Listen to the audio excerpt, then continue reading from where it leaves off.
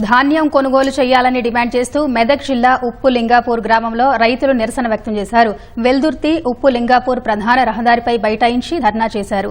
అకాల వర్షాలకు ధాన్యం తడిసి మొలకలు వస్తున్నాయని ఆవేదన వ్యక్తం చేశారు. కొనుగోలు కేంద్రాలకు ధాన్యం తీసుకొచ్చి నెలలు గడుస్తున్నా కొనుగోలు కేంద్రం నిర్వాహకులు పట్టించుకోవడం లేదన్నారు.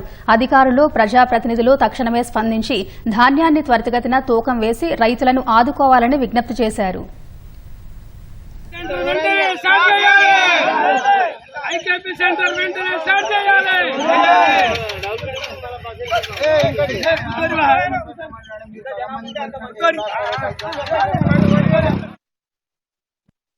రైతుల గురించి పెద్ద మనుషులు పట్టించుకోరు. రైతులు రోడ్డు మీద కూర్చోని పెద్ద మనుషులు ఫోన్లు చేసి మీరు రోడ్డు మీద ఎందుకు కూర్చున్నారు, ఆ చైర్మన్ దగ్గర పోయి మీరు అడగరా ఆయన మాట కూడా అట్లా ఫోన్లు వస్తున్నాయి. మాకు మా పరిస్థితి ఏంది, మా రైతులు మా బాధ ఏంది, మీరు అసలే పట్టించుకోరు.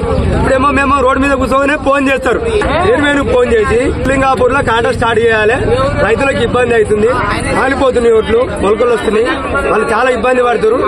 లింగాపూర్ లో కాంటాక్ట్ స్టార్ట్ చేస్తలేరని వీళ్ళు పెద్ద మనుషులు గాని ఫోన్లు చేసి అడగాలి.